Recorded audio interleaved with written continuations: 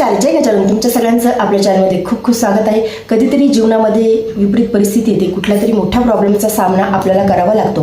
त्यामध्ये आपलं मन भीते, घाबरते आणि मनामध्ये अशी चलबिचल होते, मन अस्थिर होते. सुद्धा आपल्या मनामध्ये विश्वास असतो की कुठली तरी एक शक्ती माझ्यासोबत आहे, कुठली तरी एक शक्ती माझं संरक्षण करत आहे. महाराजांची जेव्हा आपण अतिशय भक्तिभावाने सेवा करतो, मनामध्ये कुठलंही किंतु परंतु न ठेवता, त्यावेळी आपल्या मनामध्ये अशी एक चेतना निर्माण होते की महाराजांची शक्ती माझ्यासोबत आहे. तर महाराजांचं अभिवचनच आहे, महाराजांची ग्वाहीच आहे की मी गेलो ऐसे मानू नका, भक्तीत अंतर करू नका, कदाही मजलागी विसरू नका, मी आहे येथेच. आणि महाराज खरंच आपल्यासाठी शेगावमध्ये स्थित आहेत, महाराज आपल्या हृदयात विराजमान आहेत.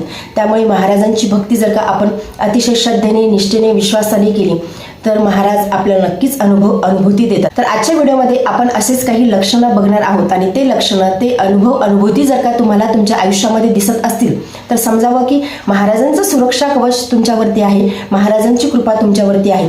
जेव्हाही जीवनामध्ये कुठली तरी विपरीत परिस्थिती येते, कुठल्या तरी संकटाचा सामना आपण करत असतो, त्यावेळी जर का मनामध्ये एक आत्मविश्वास असेल, मनामध्ये जर का असं वाटत असेल की महाराज माझ्यासोबत आहेत, महाराज मला कधीही हारू देणार नाहीत, महाराज मला कधीही पडू देणार नाही, हा आत्मविश्वास, हा महाराजांचा विश्वास जर का तुमच्या मनामध्ये येत असेल तर समजावं की महाराजांचं सुरक्षा कवच आपल्यासोबत आहे आणि महाराज माझं रक्षण करत आहेत. म्हणजे ती कुठलीही परिस्थिती असो, कुठलीही म्हणजे जीवनामध्ये असंख्य अशा परिस्थिती असतात ज्यांचा आपल्याला सामना करावा लागतो. त्यावेळी जर का तुमच्या मनामध्ये आत्मविश्वास असेल, महाराजांवरचा विश्वास जर का डगमगीत होत नसेल तर समजावं की महाराज खरंच माझ्यासोबत आहेत आणि महाराजांचं बोट धरूनच मी चालत आहे. जर आपल्या आयुष्यामध्ये कधी कधी असा प्रसंग येतो, आपल्या जवळचे व्यक्ती असतात, कधी कधी नातेसंबंधांमध्ये देखील अशा गोष्टी बघायला मिळतात की खूप आपण एकमेकांचे मित्र असतो किंवा मैत्रिणी असतो, खूप वर्षापासून आपली अगाढ मैत्री असते किंवा कुणाच्या सोबत तरी कधीतरी अनोळखी व्यक्तींच्या सोबत आपली खूप सुंदर छान मैत्री फुलायला सुरुवात होते.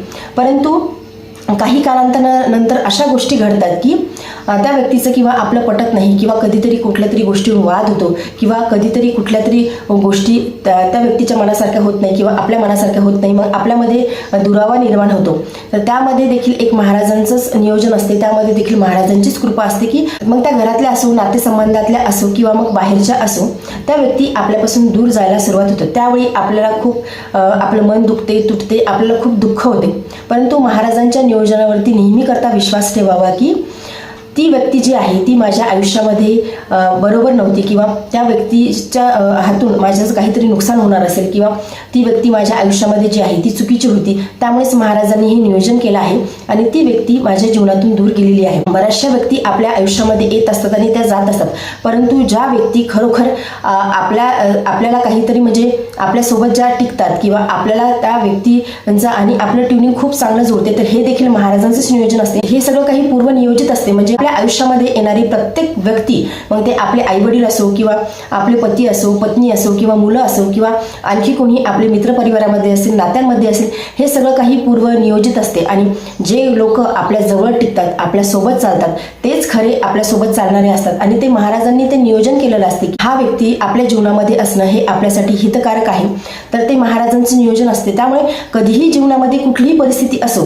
त्यावेळी तुम्ही कधीही दुःख न करता महाराजांच्या नियोजनावरती 100% विश्वास ठेवा. तुम्हाला 100% म्हणत आहे, परंतु महाराजांच्या प्रत्येक लीलेवरती, महाराजांच्या प्रत्येक नियोजनावरती 1000% विश्वास ठेवावा. महाराज कधीही आपल्या सोबत काहीच विपरीत घडू देणार नाही, या गोष्टीवरती 1000% विश्वास ठेवावा की महाराज माझ्यासोबत आहे, महाराजांचं बोट धरूनच मी चालत आहे.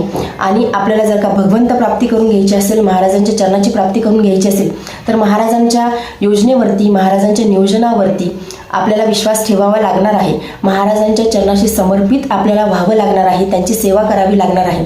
त्यासोबतच आपल्याला महाराजांच्या इच्छेच्या स्वाधीन देखील व्हावं लागणार आहे. म्हणजे कधी कधी जीवनामध्ये कुठला तरी प्रसंग असा घडतो की तो आपल्या मनाला पटत नाही. आपली इच्छा अशी असते की मला हे आता हवं आहे, तर मला हवं आहे. मानवी स्वभाव आहे तो, आणि तो प्रत्येकामध्ये असतो, तुमच्यामध्ये असतो, माझ्यामध्ये असतो, सगळ्यांमध्ये एक सारखा स्वभाव असतो की आपल्याला कुठली तरी वस्तू आवडते किंवा कुठली तरी वस्तूची आपल्याला इच्छा होते की हे माझ्याकडे असायला हवं, मी हे घ्यायला हवं. परंतु आपण जो विचार करतो त्याचं उलट घडते. मग त्यावेळी आपलं मन दुःखित होते. आपण महाराजांना विचारतो की महाराज माझ्यासोबतच तुम्ही असं का केलं. परंतु भविष्यामध्ये आपण जेव्हा पुढे जातो, पुढे आपण भविष्यामध्ये जातो, तेव्हा आपल्या लक्षात येते, जेव्हा आपण मागे फिरून बघतो त्यावेळी आपल्या लक्षात येते की खरंच तेव्हा ती जी गोष्ट झाली नाही ती खूप चांगली झाली आहे.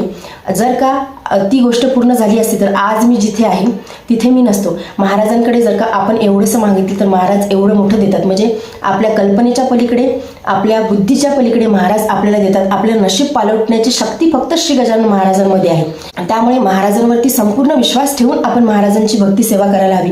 महाराजांच्या इच्छेच्या स्वाधीन होऊन आपण महाराजांची भक्ती ही करायला हवी. आपलं मनुष्याचं कसं असते की आपण जेव्हा खूप संकटामध्ये असतो, खूप दुःखामध्ये असतो, तेव्हा आपल्याला महाराजांची आठवण येते. परंतु सदा सर्व काळ महाराजांचं नामजप करावं, सदा सर्वदा काळ महाराजांची भक्ती करावी. मग ती परिस्थिती आपल्या विपरीत असो किंवा ती परिस्थिती आपल्या सोबत असो, म्हणजे जेव्हा सुखही असेल आणि दुःखही असेल, त्या गोष्टीचा आपण विचार न करता आपण सदा सर्वदा महाराजांची भक्ती ही करायला हवी. महाराजांवरती संपूर्ण विश्वास आपला असायला हवा. आपल्या मनामध्ये कधी कुणाला फसवायची भावना होणार नाही. आपलं मन घाबरायला लागेल कुठलीही कृती करताना, म्हणजे जी वाईट आहे, जी चुकीची आहे ती कृती करताना जेव्हा आपलं मन घाबरते, आपल्या मनाला संकोच वाटतो, आपल्याला जरी असं वाटत असेल की कोणी बघत नाही, परंतु आपल्या मनामध्ये विश्वास असतो की भगवंत मला बघतो आहे, महाराज मला बघत आहेत, तर तेव्हा आपलं मन संकुचित होते की आता मी ही कृती करायला नको, ही चुकीची आहे. मग ती कुणाला वाईट बोलण्याची असो किंवा कुणाला फसवण्याची असो किंवा अन्य कुठली असो, ज्या चुकीच्या गोष्टी आहेत त्या चुकीच्या गोष्टी करण्यासाठी जर आपलं मन धजावत नसेल तर समजावं की महाराज आपले रक्षण करत आहेत.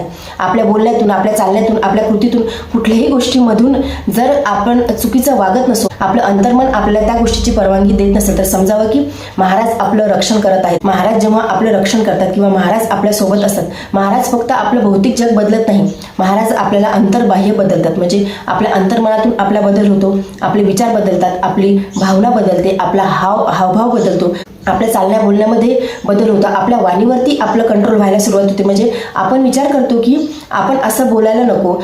कधी कधी कुणाचं असं असते की डोक्यामध्ये जे येतात ते सरळ त्यांच्या तोंडावरती असते, परंतु आपण जेव्हा महाराजांची भक्ती करतो किंवा महाराज आपल्या सोबत असतात, आपलं रक्षण करतात, त्यावेळी महाराज आपल्याला अंतर्बाहेरून बदलतात. म्हणजे आपल्या वाणीतून सुद्धा दोष निर्माण होऊ देत नाही. आणि सगळ्यात मोठा जर दोष कुठला निर्माण होत असेल तर तो वाणीतूनच होतो. म्हणजे आपण अतिशय जास्त बडबड करत असतो किंवा कोणाचा स्वभाव असा असतो की अतिशय बडबड करायचा, वाटेल ते बोलायचं, त्यातूनच सगळं काही निर्माण होत असते. त्या गोष्टीमधूनच सगळ्या गोष्टी क्रिएट होत असतात. म्हणजे कुणाचं मन दुखणं असो किंवा परिस्थिती तशीच निर्माण होत जाते.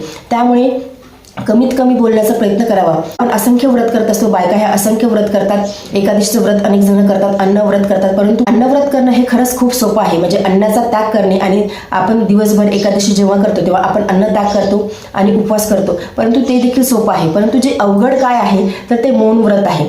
मौन व्रत कधीतरी करावं, म्हणजे दिवसभरातून 1 तास तरी मौन राहण्याचा प्रयत्न करावा. म्हणजे मौन राहण्याचा प्रयत्न करायचा म्हणजे काहीतरी मग बोलायचं असलं तर मग कुणाला काहीतरी इशाऱ्यामधून सांगायचं किंवा काही लिहून द्यायचं असं नाही. मौन म्हणजे मौन. त्या 1 तासामध्ये कुणाच्या सोबत काहीच बोलायचं नाही. त्या 1 तासामध्ये फक्त महाराजांचं नामस्मरण आपल्या मनातल्या मनात चालत असायला हवं. हे मौन व्रत तुम्ही करून बघा. आतली जी आंतरिक शक्ती आहे ती बदलत जाते. आपण आतून बाहेरून आपल्याला जाणवते की मौन व्रतामध्ये किती शक्ती आहे. आणि जेव्हा आपण शांत होतो, आपली इच्छा होते की आपण मौन व्रत करावं किंवा शांत राहावं, कुणासोबत काही बोलू नये, जास्त बाष्कळ बडबड करायला जर आपल्याला आवडत असेल, म्हणजे कामापुरतंच तेवढंच बोलायचं, अतिरिक्त काही बोलायचं नाही. कोणी काही जरी बोललं, जर आपल्याला वाटत असलं की कामाचं आहे, यावरती आपल्याला रिप्लाय करणं गरजेचं आहे, प्रत्युत्तर देणं गरजेचं आहे, त्याचवेळी आपण जर का बोलण्याचा प्रयत्न करत असू तर समजावं की महाराज आपल्या सोबत आहेत, महाराज आपलं रक्षण करत आहेत. दिवसभर आपण जर का महाराजांच्या लीलेमध्ये तल्लीन राहत असू, दिवसभर आपल्याला महाराजांच्या नावाशिवाय दुसरं काही दिसत नसेल, म्हणजे असं नाही की आपण आता आपले कर्म करायचे नाही. अर्थात आपण प्रापंचिक आहोत तर आपल्याला आपले जे काही कर्म आहेत ते सगळं करावं लागणार आहे, परंतु सगळे कर्म जर का आपण महाराजांना समर्पित करून देत असू, प्रत्येक गोष्टीमध्ये जर का महाराजच आपल्याला दिसायला लागले असतील तर समजावं की खरंच महाराज आपल्या सोबत आहेत आणि महाराज आपलं रक्षण करत आहेत. हे काही लक्षणं जर का तुम्हाला स्वतःमध्ये दिसायला लागले असते तर समजावं की महाराजांचं बोट धरून तुम्ही चालत आहात, तुम्ही योग्य वाटेवरती चालत आहात आणि महाराज तुमचं रक्षण करत आहेत. तर आजच्या व्हिडिओमध्ये एवढीच. व्हिडिओ जर तुम्हाला आवडला असेल तर व्हिडिओ लाईक करा, चॅनलवरती नवीन असेल तर चॅनलला सबस्क्राईब करा. जय गजानन. धन्यवाद.